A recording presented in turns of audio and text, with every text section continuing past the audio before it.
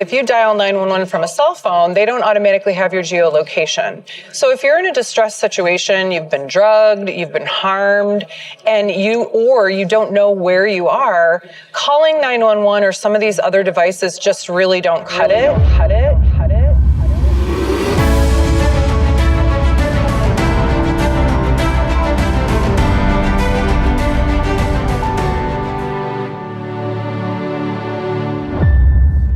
Welcome to Angels, Exits, and Acquisitions, the place to learn how to fund, scale, exit, and massively profit as an angel investor or entrepreneur. Brought to you by the Angel Investors Network. And now, here's your host, Jeff Barnes. Hi there, Jeff Barnes here again with another episode of Angels, Exits, and Acquisitions here at Angel Investors Network's Sharks and Angels Live in Austin, Texas. I'm here with Avery and her startup, Lois. So there's nothing confusing about that at all. Not at all. No. So I guess that's where I want to start then. First off, what is the company? Thank you for being on the show, first of all. Yeah, thanks for having me. What is the company and why did you name it Lois? So Lois is my grandmother's name and my middle name. We are an enterprise SaaS company that built a technology in the personal safety space. So we have a personal safety app. And we're also modernizing the entire 911 infrastructure in the country. Lois was just an idea to sort of humanize the technology. So we wanted to name it something that made people feel like they were protected, and it was a more humanistic kind of name. So that's where it came from. How did this idea come up? I'm always curious about the genesis of a company. Yeah, so I have 20 years in my background in real estate. I'm a broker in the state of Florida and the state of Michigan. And I opened a company in Florida for selling investment properties, and I was almost assaulted on a showing. Luckily, my parents raised me to have really good street smarts, and I had known, not to go further into the property and to get myself out of the situation.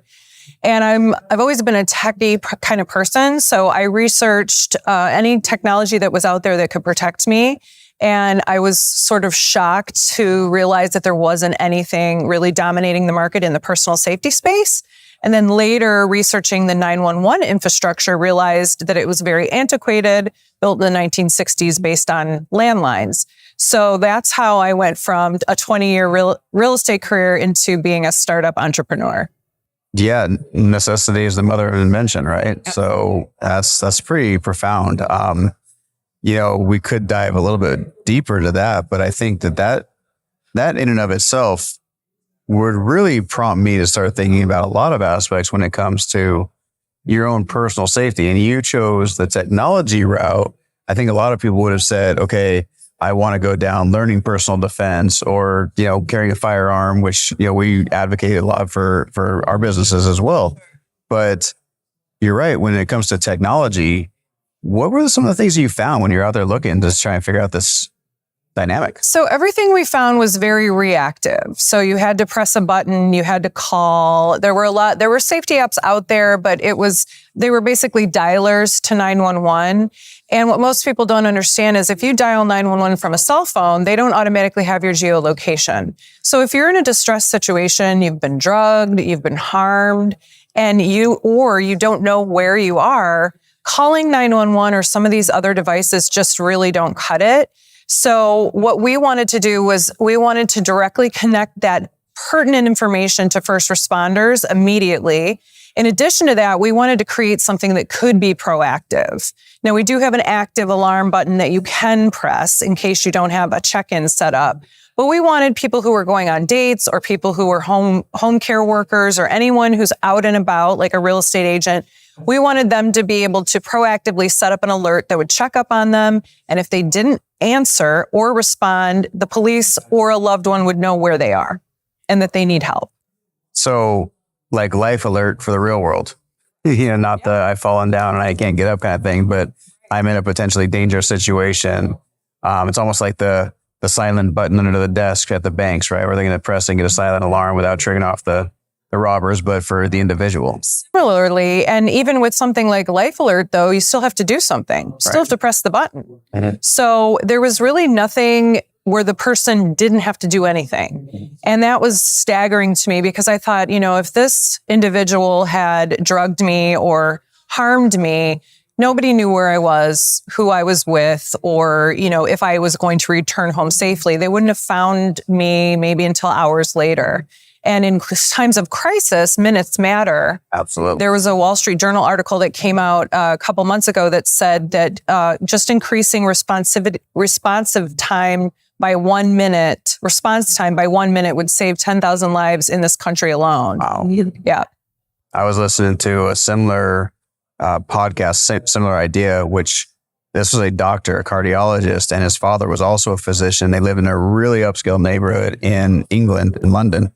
And they were told forever that response times for an ambulance was like 8 minutes. And that's after you've had an event and somebody needs to have their life saved.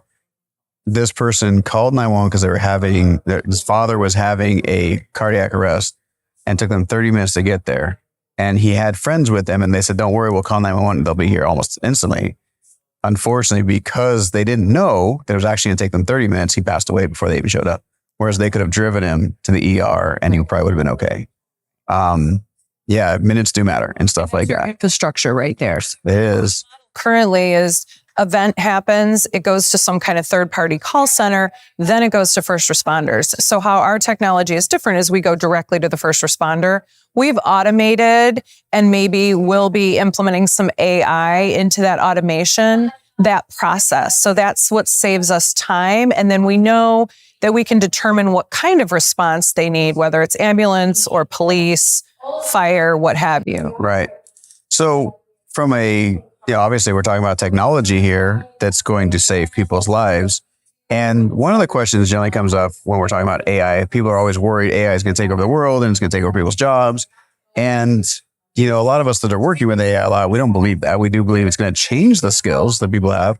But how does this impact the existing infrastructure when it comes to call centers and dispatchers and 911 and all of that? How will that affect it? Well, there's still always going to be a place for human beings to interact in emergency situations, but we're just eliminating the ones that are redundant. So if we know for sure that something's wrong and we can get them to the right first responder, we don't need that middleman from, say, ADT trying to figure out what's going on, Right. wasting time. So it's more about repurposing those jobs and allowing those people to have more skilled roles, or they can spend more time with people who do need a person on the line. Right. So we're not at all going to make those jobs obsolete. We're just going to make it more efficient. We're going to help the call center workers and hopefully reduce costs. Right.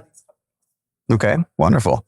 And you've been raising capital now for this business. It's how old?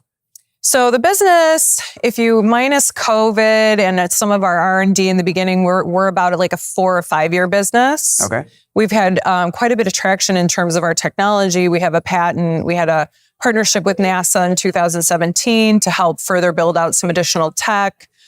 So this is our first actual capital raise other than, friends and family in the very beginning and founder. It's mostly founder funded so Right. far. Yeah. Okay.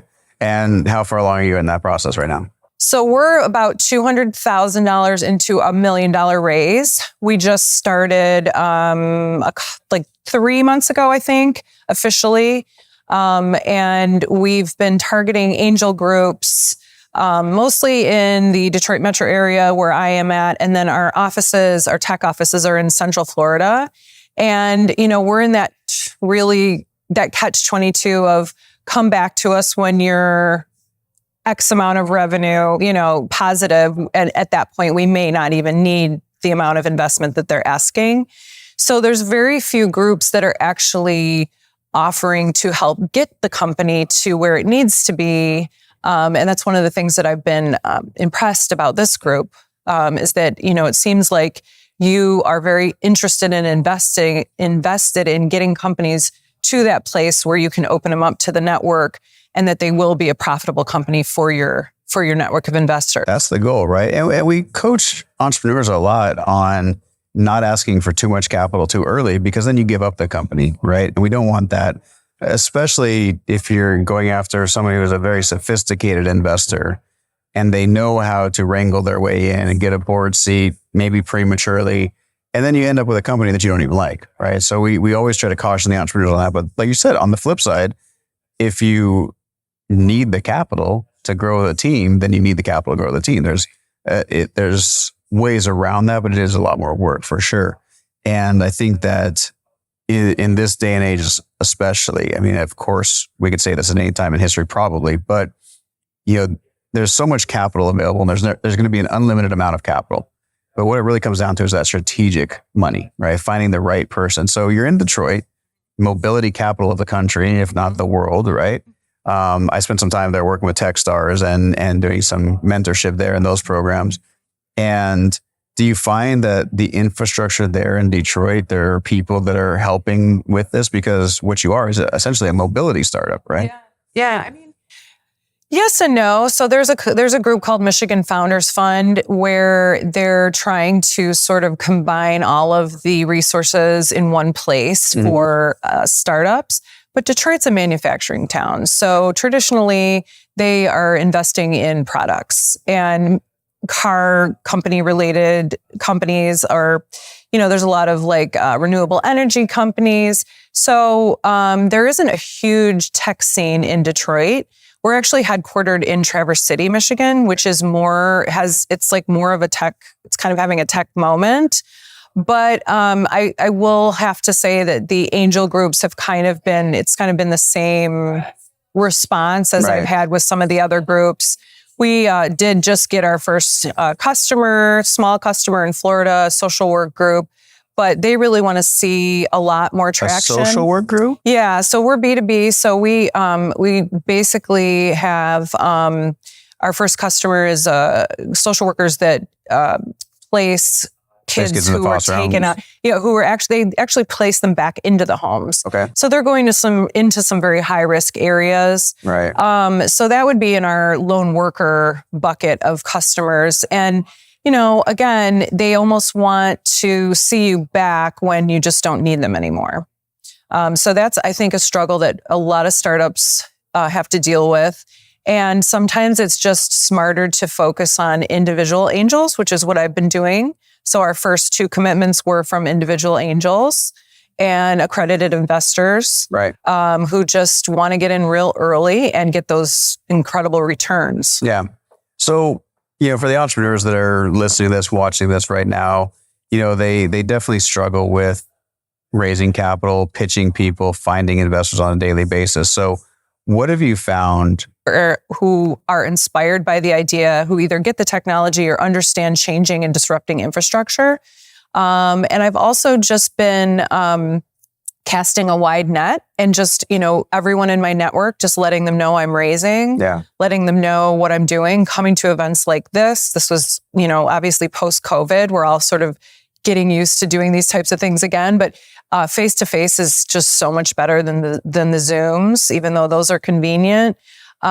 People feel more invested. And so I think that's just, just letting people know that you're raising money, not necessarily asking for it. Bingo. But just letting people know what you're doing and that you're raising money, because that person could lead to a customer. Yeah. And the best money is customers. I mean, the best investment money is money that comes from a customer who, isn't taking equity. So I just look at it as we have a target of an additional 800,000. We don't really care how that comes in, but smart money is also a really good place to be. Yeah. A network that can help us get to that next level is much more important than just the money. Yeah, strategic partnerships and strategic investors are huge when you're getting going, because it's one thing to take money in the door, but if you start down a path and it turns out that's the wrong road to be on altogether, and you only find out much later, right? It's like the cruise ship or the airplane that's only off by 1 degree, but they go 500 miles. Well, that's a big course correction versus figuring out really early on. So yeah. I agree with that. And what you said is it's so important for entrepreneurs to understand, just because somebody has money doesn't make them an investor, right? And even if they are an angel investor, doesn't mean they're your angel investor. Right. And I can't tell you how many times that we have to reiterate that to people, that not everyone is a good fit to invest in a company. And you don't always want that either, because I have seen companies tanked with the wrong investor. Yes. Right. Somebody comes in and they just want to bully you around, tell you what to do. And here's how it's going to be. And then, you waste a year of your life or more and you just try to get them out or the deal falls apart. So, kudos to you for looking for the right person. It is hard. It's not a fun road. It's not. It's sales. It's like anything else. You're selling yourself and you're selling the idea, and it is high risk this early. Mm-hmm. I've mitigated the risk by having that due diligence process be really tight. So the patents and all of our additional intellectual property and our traction and our awards and our roadmap, it's all really well mapped out, and the market. So, you can mitigate the early stage risk pretty well for investors. But at the end of the day, there's also, I think, a little bit of kismet involved, right place, right time. And just putting yourself in the rooms is... Absolutely, yeah. Yeah, and I can't overemphasize that enough either, which is you need to be where the money is. And Zoom doesn't count. I'm sorry, but it doesn't do it justice, right? Getting to know you, getting to break bread, have dinner, have a drink, have coffee, whatever. Getting to know somebody is vital because it's a trust issue more than anything else, right? Got to be able to believe you. But I want to ask you this question: like, who do you see is your ideal customer? At the end of the day, who are you selling this product to? So part of what we're doing with this pre-seed raise is to determine product market fit. We're kind of like on the runway, ready to go, excited to bring this technology into the world. We have some ideas. So we kind of have three buckets. One is the lone worker groups, like the social workers, real estate agents, even people who work like on oil rigs. I mean, anyone who's like out there in potentially dangerous situations. Large companies that have employee benefit programs, things like that. The second bucket would be emergency response centers or emergency-related companies. So most companies don't have their own call center, their own what we would call emergency response center. They outsource that. There's like 6 big ones in this country. So we would target them to help automate them and reduce costs. So that's kind of our second bucket. The third would be tech companies. So companies like Uber, dating apps, even some of the rideshare companies who want a big differentiator, we can kind of work in the background as another additional offering for their employees and for their customers. So we're looking for these big or mid-sized customers that need a differentiator, want to lower their costs or want to protect their employees, and then hopefully get to the point where we can start attracting acquirers who want to take it to the stratosphere. So in a former life of mine, I was that strategic acquirer or investor at large corporations. And we were always looking for those innovators. That's actually how I got my start into angel investing and doing a lot of this. Was I was the guy that understood the business operations of a big company and was good with technology, but I wasn't the guy building it, right? And so finding people like you and then saying, okay, well, how does this fit into our ecosystem? And you mentioned a bunch of great ideas there. And so I love that. And obviously you're going to have to choose one to go after initially and figure that out. So when it comes down to it, it's going after angel investors, going after those people with money is really important, but that smart money is even more important. And so there are like the incubators and the innovation centers inside of these big companies. And I know because I helped build a few of them. But I would say the insurance world and the benefits world, those are great opportunities for you. So